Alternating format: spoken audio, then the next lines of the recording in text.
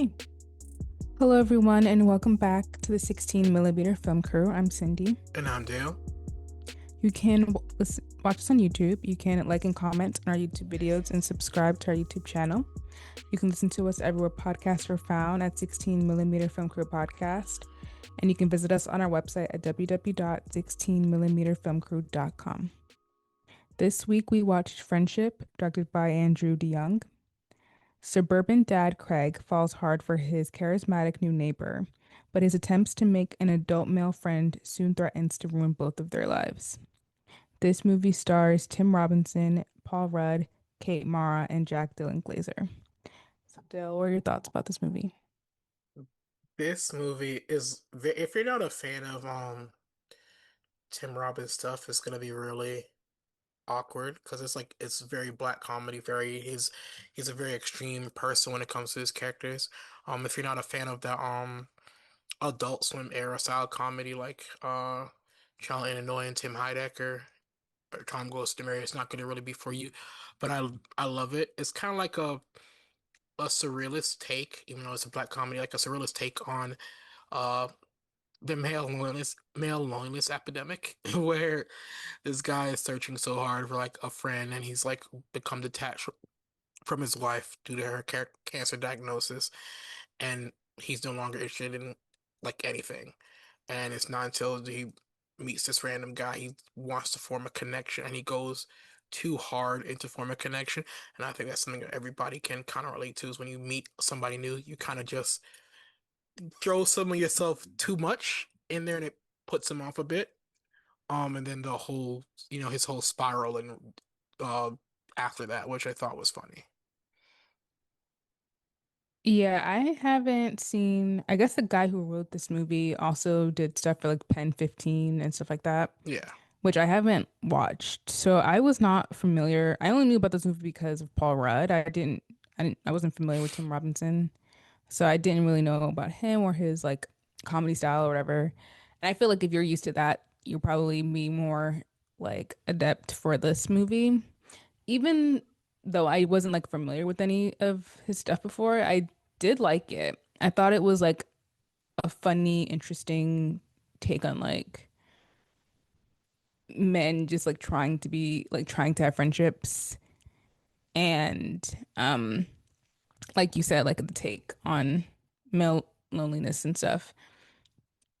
I guess it's like funny in the way of like it's an important thing that you're making satire, so like maybe people will be more responsive to it. But also it's like the guy does not get hit, like he doesn't make any friends. Like it is really sad kind of towards the end. Like there's like a moment between the characters where it's like, oh, maybe like they're not friends, but they're like cool because they have a secret together. Hmm. But like he still doesn't end up with any friends, and it does kind of ruin their lives in a way. So if this was like an incentive to go out and make new friends, I don't know if this exactly does that, because I also think that like just making friends in general is really scary. Like putting yourself out there and trying to meet new people is actually really hard, and especially when you're an adult. Like it's very difficult. And for men, like I don't know, but I can only imagine like it's probably not hard to make friends, but I think maybe harder to like get into like real intimacy with your friends and like be vulnerable and stuff. So I don't know if this movie helped accomplish like pushing yourself out there and doing that, but I do think it was like a funny take on like the situation that's going on right now. I thought it was Yeah. like interesting. Yeah. Yeah, if you're not used to his comedy, Tim Robbins comedy, like I know a lot of people might know him from the if everybody's seen clips of the guy in the banana suit saying I think we should get this guy, or driving around saying he'll pay it forward for somebody else, and zooming around for the drive-through and ordering a telefood, and then the person sees him and is pissed off. Like his comedy works in like for a lot of people in viral chunks like that. So to sit there and to watch a hour and a half movie, I don't expect a lot of people to have been drawn in into watch it in that way. Even though it's him and Paul Rudd, and Paul Rudd's not really playing like a funny character. He's funny in a way, but Paul Rudd is very much the straight man in this. So a lot of the comedic stuff is done to Tim Robbins, which I think he does a wonderful job in. But if you're only used to digesting his style of comedy in quick bites, which it works perfectly for, having to watch for like almost 2 hours is kind of, I can understand why it would be tough for somebody to watch through.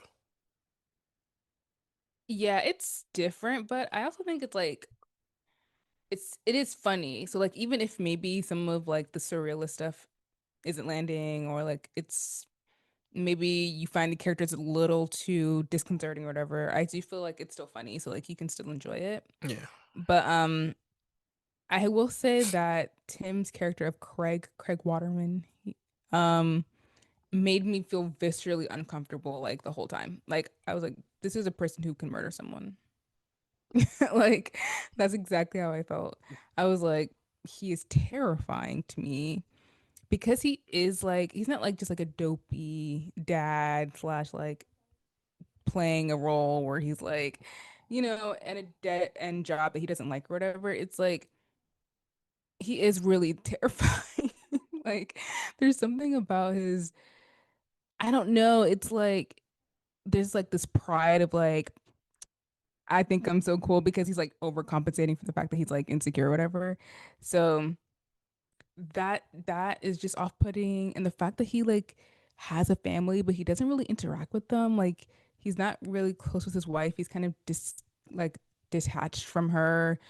He's like trying to engage with the son, but like not really. He's not like really asking questions about his life or whatever. So it's like it's very off-putting and I don't know, it made me feel like ooh, inside. Like I can't describe what that word is, but Yeah, that's his comedy. His comedy okay. is very much somebody who's overconfident, and that's why you get those loud moments. But to the point where I think the relationship with his wife was probably the most realistic thing to a degree, because there are many reports of, when I don't know it from the man side when they get cancer, but I know there have been plenty of stories when men with wives get cancers, they either go fully I care about you kind of with sex withdrawal kind of thing, or fully like and then disengage in any kind of concept.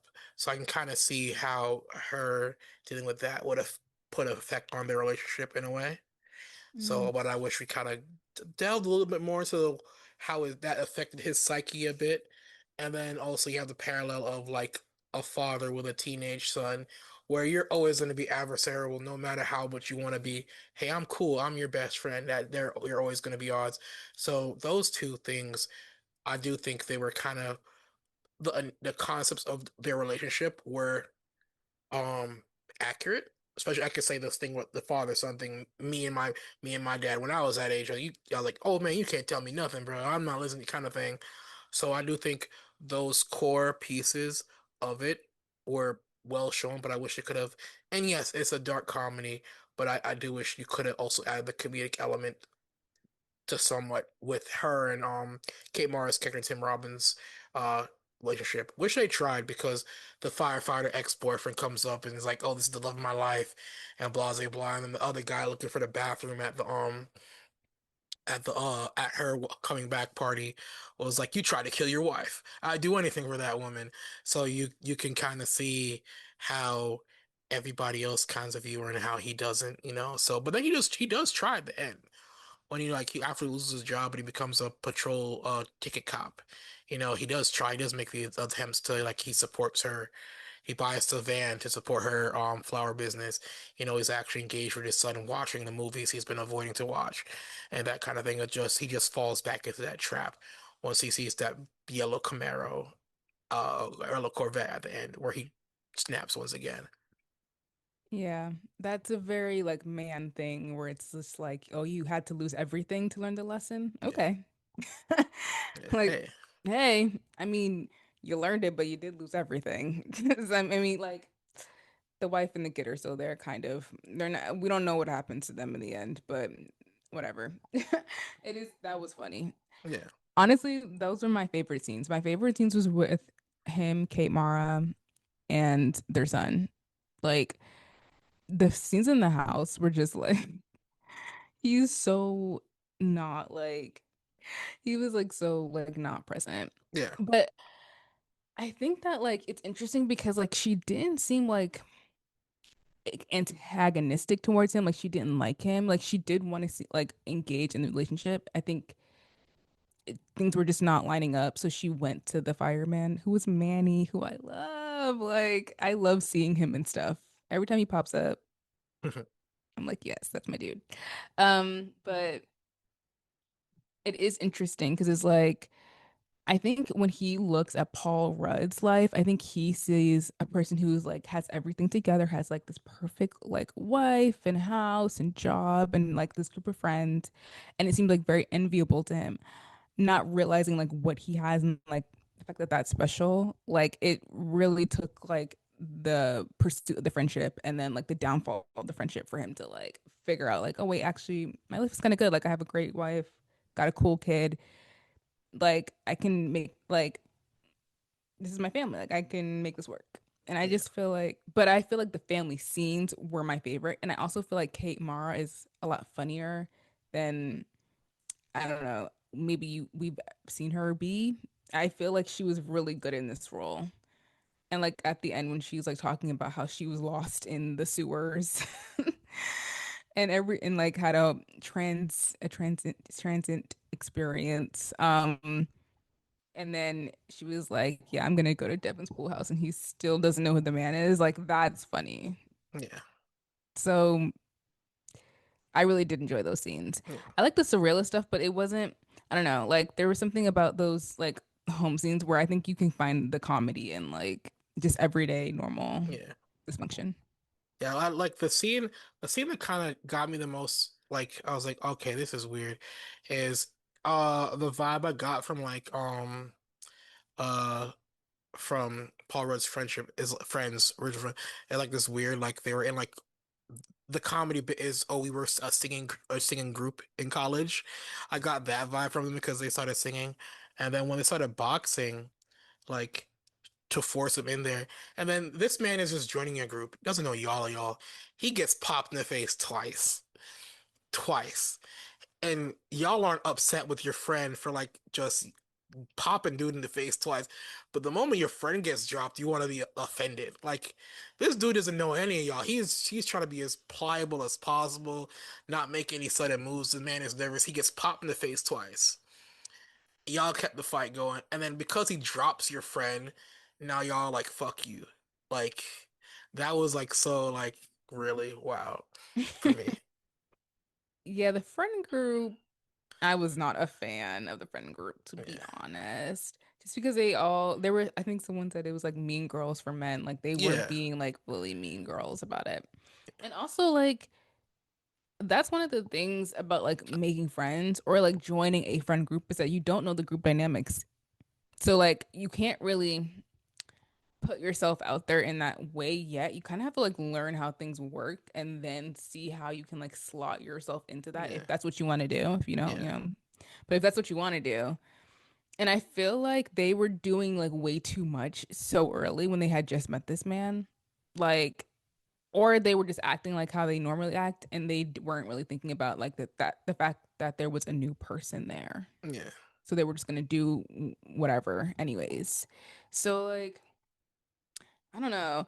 That's weird to me. Like I feel like when you have someone new joining a group, just be normal and then like try to be inclusive, but like don't be like, hey, let's go boxing. Like that's a very weird thing to ask someone to do that you just met. Like you really don't even know who this man is. Like Yeah, that was a very weird thing. the only time I remember that like that kind of situation, that environment works, only works in the college setting. Like Mm. any if you're anybody who knows the college you went to, if you're a guy of a certain age and you were there around the times I was there, like we would box in I think in Holland Hall.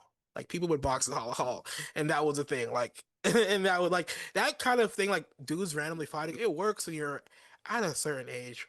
When you're like in your 30s to 40s and you're just drinking beer and you randomly say, "Hey, let's go box each other," that's kind of like, "Hey, y'all got work the next morning. Y'all don't heal as fast." Like, what's that mindset thinking? So yeah, That's very true. yeah, So that was awkward. But also, Walter was very obsessive. Like, yeah, once you start breaking into people's homes, like, I'm not gonna look at you with the same sympathy that I was before when it's like, oh, you just didn't know the group dynamics. Like, yeah. breaking into someone's house and stealing from them, not a great look. I can't defend you there, Yeah. sir. You know? Not even that. It's like I can understand the first one was like, hey, let's go jam, let's go, you know, play drums, and like, and Paul Rudd's character is kind of offended, based on how everything happened the night before of him getting rocked. Like, all right, cool. All right, know what? Let's take it back. And the thing is, Tim Robbins' character also says, y'all pushed me in too far. Y'all were doing too much for me, which I wasn't prepared for, which is a valid concern. Like Yeah. he could like it could have went like, okay, let's talk, cool. Like, you know what? Let's dial it back. Let's start over. Let's start fresh, and end it with there. That could be the end of the conversation. But he watches he goes and stalks him, and not even before he goes to the house, he goes and falls into work. Yeah. And he's like, "Oh, I have a meeting here with who?" And he was like, "Oh, I don't know."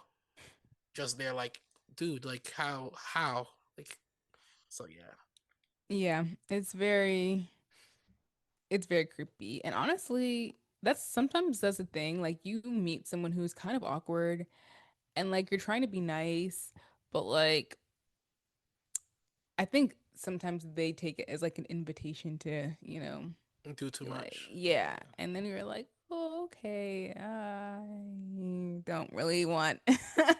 I was just trying to be nice. I was just trying not to be a jerk, you know? yeah, But so things, that's the thing, like miscommunications happened, people misread things all the time. Like so much of our communication is like nonverbal and like there are so many like unwritten social rules that most people don't know. So like if you do sometimes you misread stuff like yeah, and that's totally fine. So I feel like there was a scenario where in which like that incident happened and then they were able to like talk it through, but because he went to his job, that just kind of made things a lot worse. And then I think Paul Rudd Austin, yeah.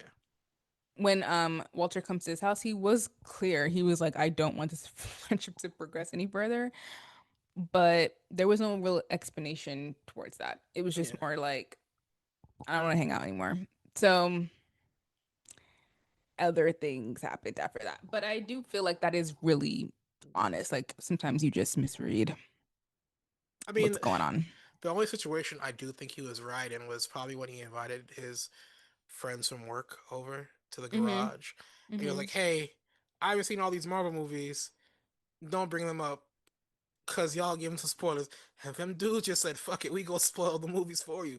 That I can understand, cause I laid it clear, like I haven't watched these movies yet. I'm going to watch them. No spoilers, and they just kept spoiling the movie for me, and he got pissed. That I'm in full agreement for his idiosyncrasies. I agree with 100%. You're in my house. I said, "Hey, I can watch it. Don't spoil it for me," and you do. He has a right to snap at that moment. I love how they keep calling it the new Marvel. Yeah, Like instead, like that's not yeah. I that'd be mean, so weak. it works. Like, It works because there's like four Marvel movies a year almost. So yeah, have you seen the new Marvel? And it's like you okay. I know I understand. Like that's what makes it funny. yeah. It's just like you're I don't know. I've never heard anyone call it the new Marvel. That's why I was I just so actually like, have. I actually have. really? I've heard people say, "Have you seen the new Marvel movie?" Like, Oh yeah, like the new yeah, Marvel movie. Like I've yeah, heard that, but like yeah, they're using Marvel as the as the yeah. define as if it's the title of the film, So and that made me laugh. yeah, Um, but yet the guys at his job, like to me, it makes sense that he would invite them over just because like he was feeling down about having like potentially lost a group of guy friends. But also these guys didn't seem like they liked him at all. So like it was very shocking to me when he invited them. I was like, these guys don't like you. Or maybe we're only the audience is supposed to know that and he's not. I'm not yeah. sure. But the fact that they also came to his house is also shocking because I if that was me, I would have been like, oh, actually, I'm kind of busy that night. Don't think I can make it. So sorry. Like, I wouldn't have gone. But Yeah. I think they went intentionally to mess with him. Yeah. And then when he got upset about them spoiling the movie and they got yelled at, they felt some type of way about it. But like, those are not your friends. Like the people who like clicked up and were like hanging out smoking without you, like they felt uncomfortable when you showed up to also hang out. Like, these are not Yeah. your They friends. only used you because of the fact that you were higher in the company than them at the time Yeah. when they're in your office and stuff. So yeah. That was also crazy, that scene in the boardroom when he just like started screaming at the politician. I was like, Yo, mm, he heard them talking about Marvel movies and he snapped. Like I said, don't blame him. And the thing is, his pitch was the best pitch. Like the absurd, like that's the comedic thing about it. His pitch is the best pitch. But the mayor loves, hey, you're a Marvel superhero now, and they're all clapping like that. I thought that was funny. I literally thought like his campaign pitch makes sense from actual real world specific. Like, oh, okay, you want a politician to look like a friend to everybody. All right, that works. Hey, we're just gonna make you a superhero.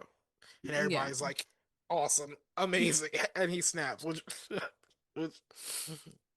He was like, wow, I look like a superhero. It's like, okay, is that really gonna win any votes? We'll see. yeah, Um, but yeah, so the thing that really like seemingly always connects them or like at least keeps them kind of on each other's side is the fact that like when they get caught, well, he takes his wife to go through the sewers because yeah, he wants to like make her feel better.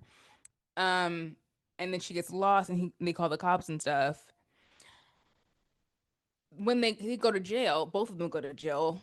mm, Paul and him go to jail. And he slips on pee, which is so disgusting. But his toupee flies off.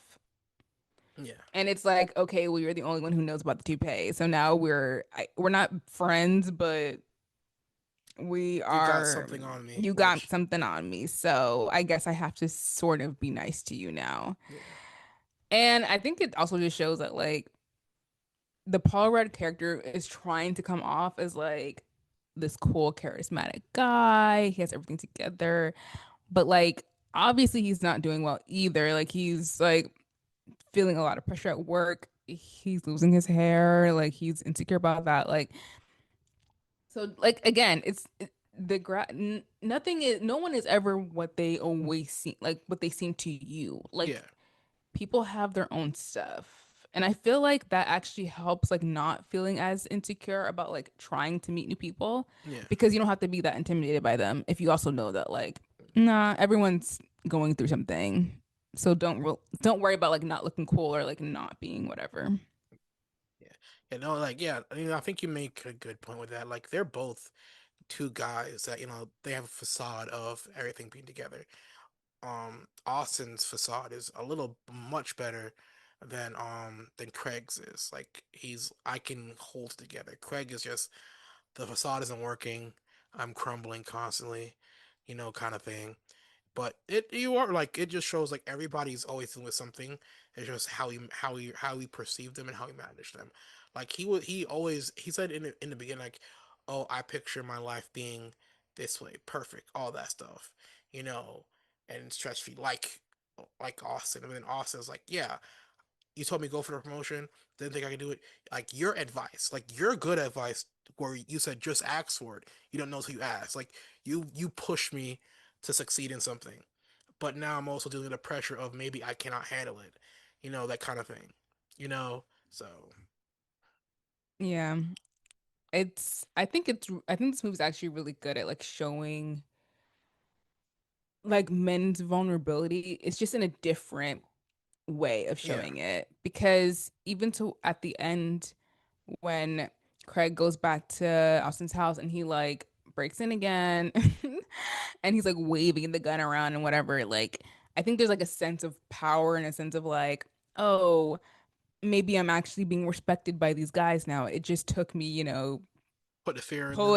pulling out a gun on them Yeah, for them to actually, I don't know, see me as something other than like a weirdo.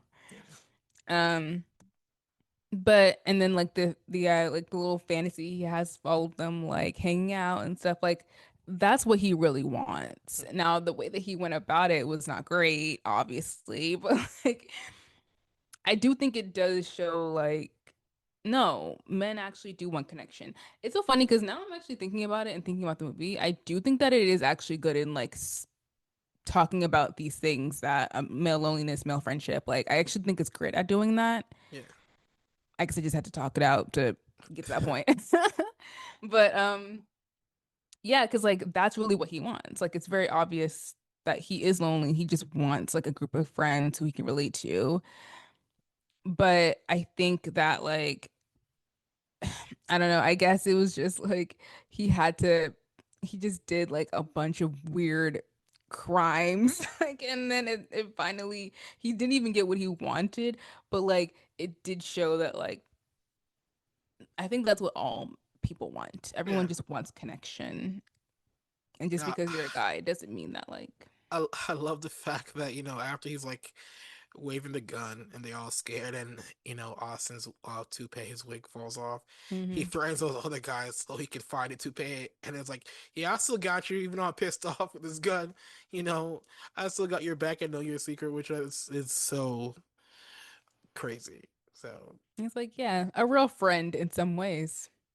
He did so, have his back. yeah. But yeah, this was an interesting watch, Yeah. and I really liked it. I thought it was good. Yeah. See, your opinion on it changed once you spoke about Well, it.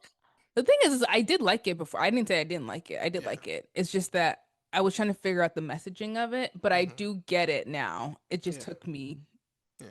talking about it for me to figure it out. Yeah. I think the fact that it's such a dark comedy, the message he's trying to get kind of doesn't filter through it. And Yeah. that's one of the things sometimes when you do a comedy or you lean too hard into comedic elements on serious topics kind of like this, where the message doesn't get translated the way it should. So, hmm mm, Yeah. I will say I also liked the cinematography and the yeah. music choices. I thought they were really good. Yeah. So, Look, I, bravo. I I was looking for that, and I'm not gonna lie, Googled looking for that. Yo, where my man get that jacket though? That long puffer jacket. The Like, puffer. yeah, like let me look. Was it Ocean View Dining? I was like, yo, is this legit or nah? And I was like, man, you gotta have a good puffer jacket. You do. So yeah, That's true. He was rocking it. yeah, Okay, so on to the news. First up, California has beefed up its film tax credit and it is already paying off. So applications jumped 400% in July after the state more than doubled funding from 330 million to 750 million annually. The commission expects the expansion to create 4,400 to 5,500 new jobs annually as productions return to the state. So I know this was like a big thing. Like a lot of productions had moved out of California. They were in Atlanta, they were in the UK, they were in Canada. And now there's been like this big push to get productions back in California because like I was watching a podcast with Adam Scott and Rob Lowe, and Rob Lowe was even talking about how like there are no productions in Cali, like all of them have gone basically. So I think there's like a real push to like get people in LA working again.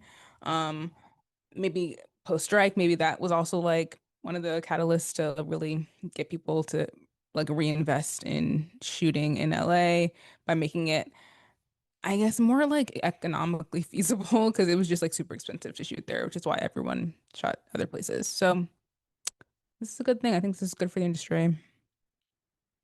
yeah. Yeah, it'll work out. I guess, and now with the light of all the craziness and stupidity, California will probably be a once again hotbed for it.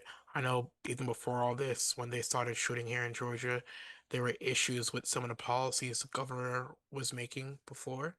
That Mm, a lot of, because let's be honest, artists are very kind of liberal minded and open minded, so they had took a offense a lot some of his policies. So I'm hmm not surprised that, them trying to shift forward and everybody moving back there to their home base. Especially because a lot of actors already live there. I remember when they were shooting Teen Wolf here in Atlanta, and after a while, all the cast members who were essentially kids were complaining about wanting to go home. So, Oh. and then those are the seasons that were the worst seasons when they left. So, um, but yeah, so it makes sense and why that would happen. Um, so moving on from that, so of course Baz Luhrmann, prolific director, writer, some of the best stuff in Hollywood is Baz Luhrmann projects. Let's not deny Romeo and Juliet. Everybody watched Romeo and Juliet in school, and that's probably one of their favorite interpretations of Romeo and Juliet.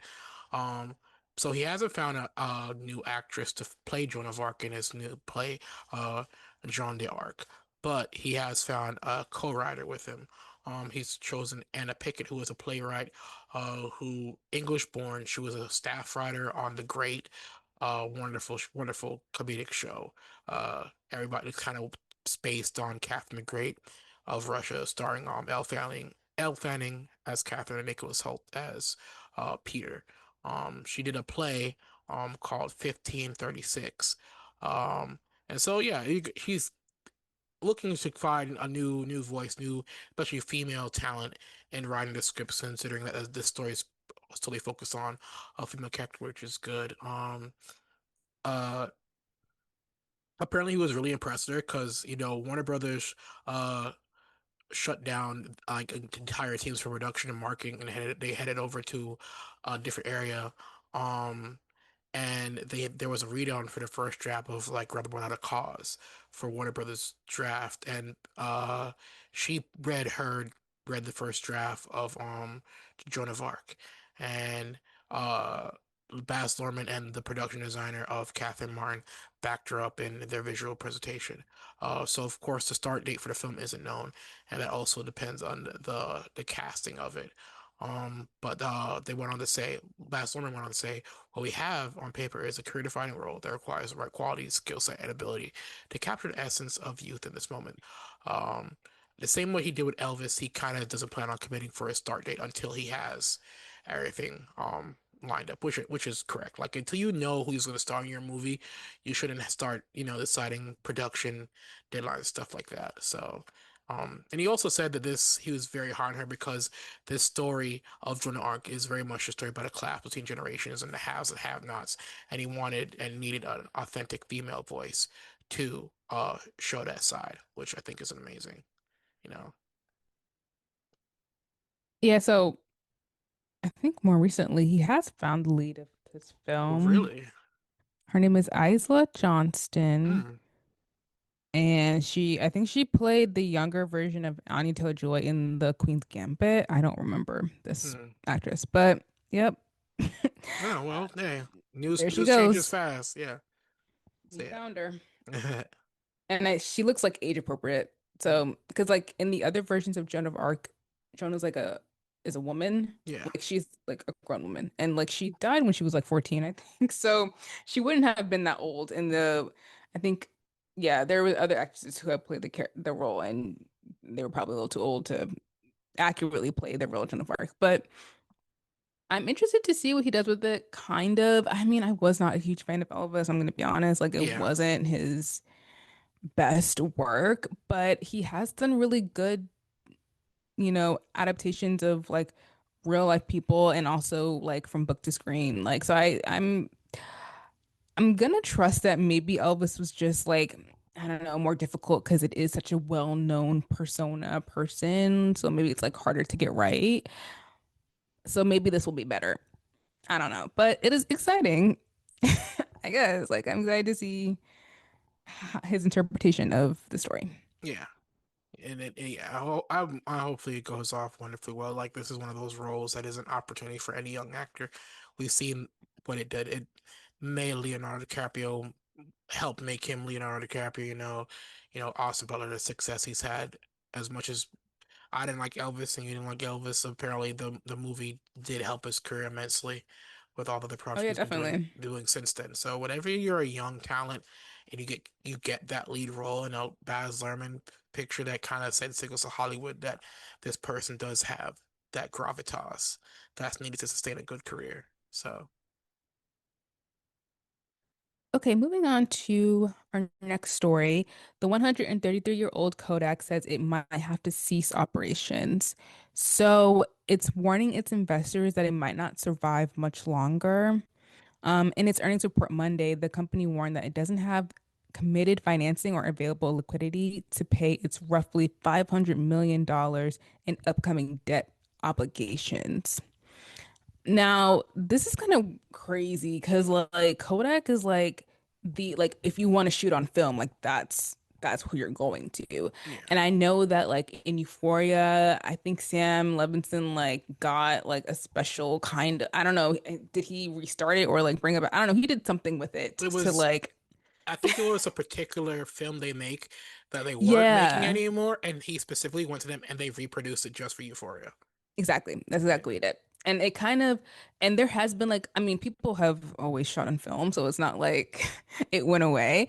But recent years, it has had this kind of reemergence. I know that, oh, please, I can't. I hate when I forget people's names. It really frustrates me. Oh, Anyways, Nolan. well, yeah, well, Nolan, all those guys, they always shoot on film. Ryan Coogler, just did a whole, he did a whole segment with them talking about how he shot Sinners on like people are interested in it now and they like think it's really cool. So like it's weird that like now they're having like this dip because it does seem like it's having like this resurgence and popularity of like people wanting to shoot on film specifically. So I don't know what they're gonna do about this, but I that's mean, kind of crazy if it goes away. I can't even imagine that. I'm not surprised because on the consumer side, Kodak, like it's really hard to find Kodak film. Like if I Mm. like I have like 3 to 4 film cameras that I use when I feel like it. And like if I go to buy film and I don't specifically go and buy like Ilford or whatever brands of film, and I just want to like go to CVS pick up film. Kodak isn't there. I'd have to get like Fujifilm, which I am also a Fujifilm person. But still, it's not in the height of that whole nostalgic era of film of not just filmmaking but photography, where Kodak film is not even accessible. I'm not surprised why. But then also, like I was watching a YouTube video on this guy in South Korea. He was talking about how a lot of consumer brands in the United States that they have products in Japan that don't align with what they want. Like he was like, look, like even Discovery Channel and National Geographic, they don't shoot stuff, but they have like apparel, and their apparel sells like crazy. And he said one of the popular brands that people love to wear in South Korea is Kodak. And I'm like, dang, if Kodak sold that in the States, it'd probably like a bunch of people who are looking for in the whole nostalgic wave of clothing and apparel, they would sell out. But I went to Kodak's website, they have the film and stuff, they have like their cameras and stuff, but when you want to buy like that kind of like apparel, it is like it's good look, it's like high-end fashion apparel. It's not there.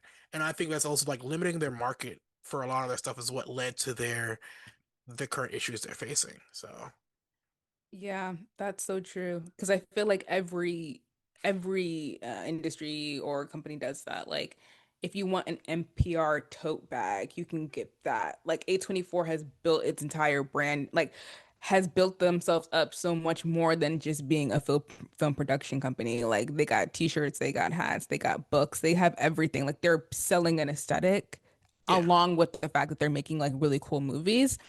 And I feel like everyone has to do that now, like especially because it's like if you, like you said, just like limit yourself to being like, okay, we just sell cameras, we just sell film, then people who are only like professionals in that industry are really going to be the ones who are going to buy it, not like everyday consumers. yeah. So it's like, yeah, maybe they could do that. I don't know, because like I hope they could do something. I'm not really sure what their plan is, but I hope they figure something out. Yeah, yeah. Moving on to that. So, YouTube likes to do a lot of stuff. They're always testing the waters. Like they have their For You thing, your engagement. But they're also now trying to host the Oscars after, being 50 years on ABC, which would be a major shift for the award show industry. And the web could also, as of right now, the website has increased its live events in the era of streaming, and that could make it a totally different a thing. So right now, the Academy of Motion Picture Arts and Sciences, which is, of course, the Academy for the Oscars, they're in the middle of negotiations with several parties interested in the rights to air the Oscars, including YouTube, Netflix, and Amazon, along with other traditional networks.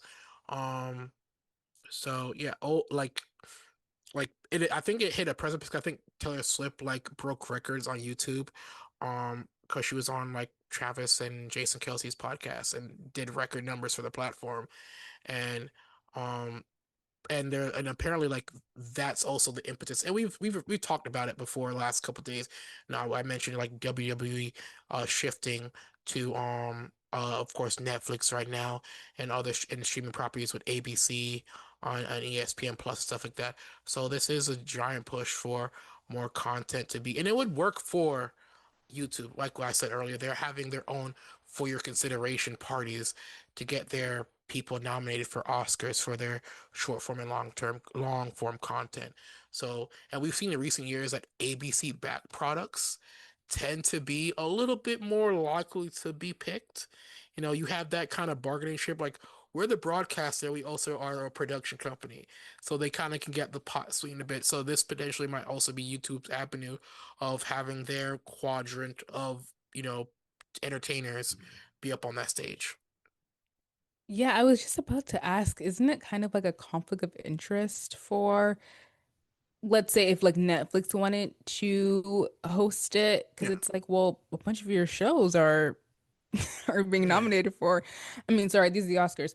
A bunch of your films are being nominated for consideration for these things. So like, isn't that kind of, but then I remember what ABC, Disney owns ABC or something like that. yeah, So like technically there, if there is one, there already is one yeah. because it's already happening, which I didn't think about.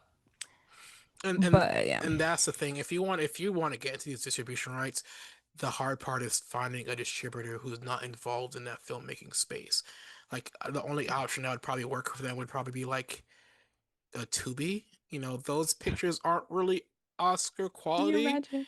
So it's the safest space, but you're always, unless the Oscars can somehow create their own ecosystem to broadcast and produce and air without the use of other production or channels, that's the only safe bet they have.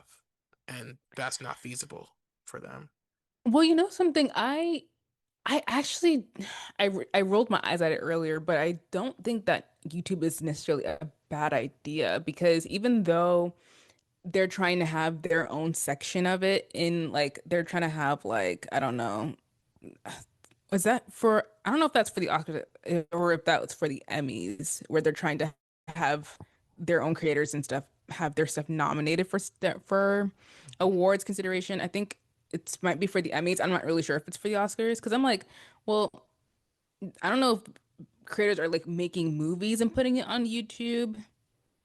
I I mean, think they're but probably making YouTube with shorts, you but with like shorts, you have short films, you but have yeah, you have not like featured films. So yeah. I think like maybe they're kind of okay to do it considering the other options we have. Because I mean, I highly doubt that the Oscars are gonna, air on Tubi.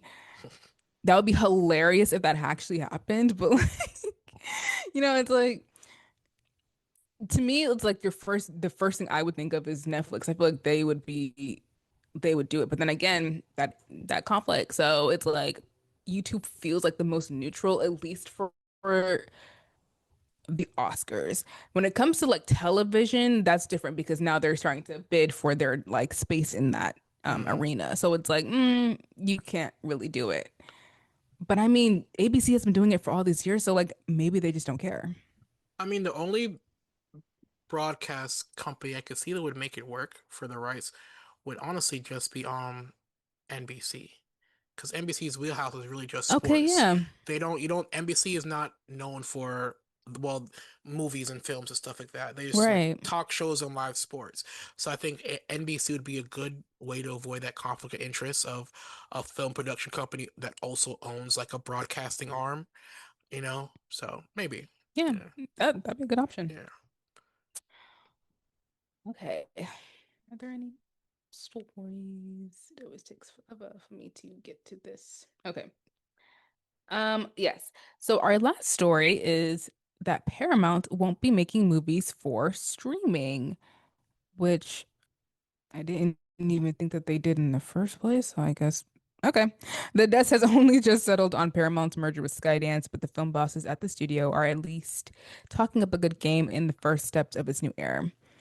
So their biggest priority is restoring Paramount as the number one destination for the most talented artists and filmmakers in the world. Okay, whatever. And then the Paramount Plus boss, Cindy Holland, said streaming movies are not a priority for me. So their franchises are Top Gun 3, a World War Z movie, and Star Trek. That's what they have to play with. Um, yeah, I didn't know that they made movies directly for streaming. I honestly just thought I know they had original programming, but like I thought that was like Star Trek Discovery and like stuff like that. I didn't think it was films. Mm. And I don't really, I think the only one, I'm trying to think, I know Netflix does it. I guess Amazon does it too, but I know that there was a time where like HBO had actually been like specially making films for their streaming service, but they stopped doing that. So I guess that's like the move now, but it works for like Netflix. I guess it works for some people, for some streamers and not for others. I never even knew that Paramount did that. To me, Paramount was just like, oh, I can't watch Mean Girls. I gotta go get Paramount Plus to watch Mean Girls. Like that literally was what the service was for. Like if you couldn't watch your favorite movie that came out in like 2003, like that's where you would go. Yeah. Like, I didn't even know what they were doing over there, to be honest. And also because all these streamers like share their stuff. Like, even if you couldn't watch Top Gun Maverick on Paramount Plus, you could probably watch it on Amazon Prime. Like, so the the streaming service seemed a little redundant to me because I was just like, who's even over there? Yeah. And I think that works in their favor. And I think that's David Ellison has spoken quite a lot about him and Tom Cruise. I think that's influence Tom Cruise has with them because Tom Cruise is very strictly like, I don't want movies for streamers. I want the cinematic experience. And it seems like David Ellison, the CEO of Skydance, is very much in line with that vision. Movies are for the theater, So it's I think that's a perfect pairing as far as that goes. But I mean, yeah, and it's also, I guess, their way of avoiding since now Skydance is a part of Paramount, and Paramount was one of those last, like Paramount CBS was in that quandary of terrestrial broadcasters now scrambling to streaming and not having content and trying to play catch up. And Skydance itself has only really been focused on, oh, we're theaters only. We're not going to now shift our ethos to now catch up and build a catalog, a library catalog of stuff just for streaming. Paramount now because Paramount owns CBS, Showtime, BT, MTV, VH1, Nickelodeon. They have a catalog of stuff that they can already put on the streaming platform without uh dipping in to their films and exploiting their film budgets just to shoot films for theater and for streaming. And they're also open. I think they mentioned opening up to outside producers, not affiliated with Paramount or Skydance, could submit projects and third parties for content. So that's also a way like, your project might not be film worthy, but it might be perfect for a streaming platform, kind of thing. So I think it's good. Especially now that the Duffer Brothers from Stranger Things are reportedly jumping ship from Netflix to Paramount. So Mm. Yeah, well, that makes sense. That yeah, that makes sense. yeah, They're probably done with them. yeah. Or Paramount's just offering them more money, which is Hmm. probably the most likely Yeah. scenario out of that. So, anyways, let's talk about what we've been watching. I have been out of it for the last couple days. So, like I said earlier, I've continued, like last week, I've continued my Batman rewatch of the movies. I've I made a mistake in after finishing all the Keaton movies. I said, you know what? I'm gonna give Flash a chance. I want to see Michael Keaton's performance in Flash. And I knew I fucked up. And I knew I fucked up. Because like I know after like he dies in the Flash, I was like, I'm not watching the rest of this. I did it for Michael Keaton. I'm not gonna continue to watch the rest of this movie. And then I was wondering how bad was the ending for that movie, and like I YouTube the ending of it. I was like, oh yeah, nah, this is horrible. This is horrible. Like like that Warner Brothers debacle back then. There's so many. How did so much shit go bad for them, and they continue to like stand 10 toes down in their bullshit, which is amazing to watch. But yeah, Michael Keaton, I'm you lucky you my man's because you're the only reason why I decided to watch that movie. So, and Clooney as well. But yeah. Mm-mm-mm. Hilarious. Yeah. Someone should write a book about that. The Um, the behind the scenes issues of Warner Brothers. I would read it. Yeah.